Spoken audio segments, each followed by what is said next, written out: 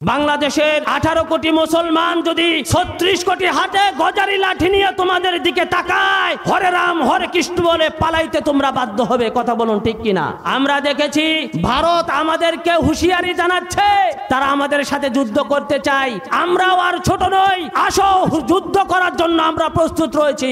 আমাদের শক্তি হলো ইমানি শক্তি। প্রিয় উপস্থিতি, আমাদের ইতিহাস, স্বাধীনতা 1971 সালের ইতিহাস শুধু এমনটি নয়। আপনারা দেখবেন এর পূর্বেও বাংলাদেশে তথা ভারতের মধ্যে স্বাধীনতার যুদ্ধ আরো হয়েছিল। ব্রিটিশরা যখন দুশ্মনী করেছিল ভারত উপমহাদেশের মধ্যে, তখন সর্বপ্রথম যিনি স্বাধীনতার ডাক দিয়েছিলেন তিনি হলেন একজন আলেম। বাংলাদেশের ইতিহাস তথা পাক ভারতের ইতিহাস ভুলে গেলে চলবে না। এই ইতিহাস স্বর্ণ অক্ষরে লেখা রয়েছে।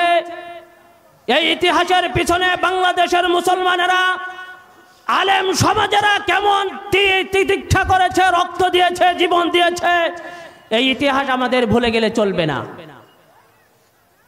স্বাধীনতার ইতিহাস যদি লিখতে হয়, আলেমদের নাম ছাড়া স্বাধীনতার ইতিহাস লেখা পূর্ণতা পাবে না। প্রিয় হাজিরিন, আমাদেরকে ভুলে গেলে চলবে না যে আমরা স্বাধীন হয়ে গিয়েছি, স্বাধীনের পরেও আমরা পরাধীন রয়েছি। আমাদের কাজ এখানেই থেমে নয়, আমাদের কাজ দিন দিন কিন্তু আরো বাড়তেছে। বাংলাদেশের এই সুন্দর ভূখণ্ডকে, সার্বভৌমত্বকে, স্বাধীনতাকে নষ্ট করার জন্য আমাদের পার্শ্ববর্তী দেশ কিন্তু পায়তারা চালাচ্ছে। যাকে আমরা প্রতিবেশী দেশ মনে করি, আমাদের বন্ধু মনে করি, সে আসলেই কিন্তু বন্ধু নয়।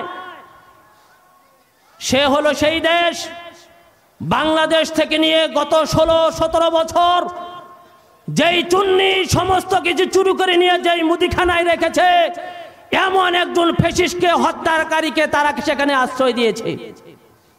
সেখানে মুদির বালাখানায় বসে তিনি ইন্ধন দিচ্ছে, আর মুদির পেটুয়া বাহিনীরা আমাদের উপরে চড়াও হচ্ছে।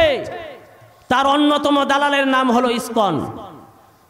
এই ইসকন ভারতের দালালি করে বাংলাদেশের বন্ধু সাজার চেষ্টা করতেছে। আসলে কিন্তু এরা আমাদের বন্ধু নয়, এরা আমাদের প্রকাশ্য শত্রু, প্রকাশ্য দুশ্মন। ইসকনকে অনতিবিলম্বে বয়কট করতে হবে। আমাদের সমাজে যারা হিন্দু ভাইরা রয়েছে, তারা আমাদের সামাজিক ভাই। তাদের ইতিহাস, তাদের বন্ধুত্ব, তাদের সাথে আমাদের সম্পর্ক রয়েছে। এটা 100 বছরের ইতিহাস। এই ইতিহাসও আমরা ভুলি নাই। আমাদের বাড়ির পাশেই তাদের মন্দির রয়েছে, আমরা তাদেরকে যথেষ্ট পরিমাণ শ্রদ্ধা করি। তবে ইসকন হলো একটা জঙ্গি বাহিনী। ইসকন কি? একটা জঙ্গি বাহিনী। আজকে এই সার্বভৌমত্ব, স্বাধীনতা বাংলাদেশকে নিয়ে ভারত মহা পায়তারা চালাচ্ছে। আমরা দেখেছি ভারত আমাদেরকে হুঁশিয়ারি জানাচ্ছে, তারা আমাদের সাথে যুদ্ধ করতে চায়। আমরাও আর ছোট নই, আসো যুদ্ধ করার জন্য আমরা প্রস্তুত রয়েছি। বাংলাদেশের 18 কোটি মুসলমান যদি 36 কোটি হাতে গজারি লাঠি নিয়ে তোমাদের দিকে তাকায়, হরে রাম হরে কৃষ্ণ বলে পালাইতে তোমরা বাধ্য হবে। কথা বলুন ঠিক কিনা? আমাদের শক্তি হলো ইমানি শক্তি। প্রিয় উপস্থিতি, আমাদের ইতিহাস, স্বাধীনতা 1971 সালের ইতিহাস শুধু এমনটি নয়। আপনারা দেখবেন এর পূর্বেও বাংলাদেশে তথা ভারতের মধ্যে স্বাধীনতার যুদ্ধ আরো হয়েছিল। ব্রিটিশরা যখন দুশ্মনী করেছিল ভারত উপমহাদেশের মধ্যে, তখন সর্বপ্রথম যিনি স্বাধীনতার ডাক দিয়েছিলেন তিনি হলেন একজন আলেম, শাহ আব্দুল আজিজ দেহলভী রহমতুল্লাহি আলাইহি। তিনি বলেছেন, ব্রিটিশ খেতাও আন্দোলনে এই ব্রিটিশদের বিরুদ্ধে আমাদেরকে কি করতে হবে? লড়তে হবে। তাই সম্মানিত হাজিরিন, আমাদেরকে ভুলে গেলে চলবে না। স্বাধীনতার পিছনে যারা আন্দোলন করেছে, যারা রক্ত দিয়েছে, যারা গুম হয়েছে, যারা হত্যা হয়েছে, তাদের মধ্যে আলেমদের ভূমিকাও ছিল কিন্তু অনেক বেশি। তাদের মধ্যে আলেমদের ভূমিকাও অনেক বেশি ছিল। এই জন্য আমাদেরকে কি করতে হবে? আলেমদের পক্ষে কাজ করতে হবে। যেখানে আলেম রয়েছে সেখানে আমাকে কাজ করতে হবে। শুধু মসজিদের ইমাম সাহেবকে আলেম বানালেই হবে না। শুধু মসজিদের ইমাম সাহেবকে শুধু আলেম বানাবো, তার পিছনে চলবো, তাহলে কিন্তু হবে না। এই জন্য ঐক্যবদ্ধ হয়ে কাজ করতে হবে। আল্লাহ তাআলা পবিত্র কালামের মধ্যে বলেছেন, ওয়াতাসিমু বিহাবিলিল্লাহি জামিআন ওয়া লা তাফাররাকু। যে তোমরা যদি অগ্রসর হতে চাও, বিজয় লাভ করতে চাও, তাহলে তোমাদের সকলকে কি করতে হবে? সমস্ত মতানৈক্য ভুলে, একতলা ভুলে সকলকে ঐক্যবদ্ধ হতে হবে। এজন্য প্রিয় হাজিরিন, আমাদেরকে যদি মসজিদের ইমাম সাহেব কোনো পরামর্শ দেয়, সেই ইমাম সাহেবের পরামর্শ অনুযায়ী কিন্তু আমাকে আপনাকে কাজ করতে হবে। আজকে আমাদের এই দুরবস্থার কারণ হলো কয়েকটি। দুরবস্থার কারণ কয়টি? দুরবস্থার কারণ হলো কয়েকটি। তার মধ্যে একটি কারণ হলো আমাদের মধ্যে কিন্তু নেক কাজ নাই। আল্লাহ তাআলা বলেছেন, ইল্লাল্লাযীনা আমানু ওয়া আমিলুস সলিহাত। হে ঈমানদারেরা, তোমরা যদি বিজয় লাভ হতে চাও, তোমরা যদি বিজয়ত্ব বরণ করতে চাও, তোমাদেরকে কি করতে হবে? ওয়া আমিলুস সলিহাত, প্রথমেই নেক কাজ করতে হবে। কি কাজ? নেক কাজ করতে হবে। সম্মানিত হাজিরিন, আজকে আমরা অনেকেই অনেক কিছু করতে চাই। বাংলাদেশে স্বাধীন করতে চাই, ফুলের বাগান লাগাইতে চাই, অমুক করতে চাই, তমুক করতে চাই। সবচেয়ে বড় যেই সমস্যাটা আমাদের মধ্যে রয়েছে, বড় যে অভাবটা আমাদের মধ্যে রয়েছে, সেটা হলো নেক কাজ। ইল্লাল্লাযীনা আমানু ওয়া আমিলুস সলিহাত।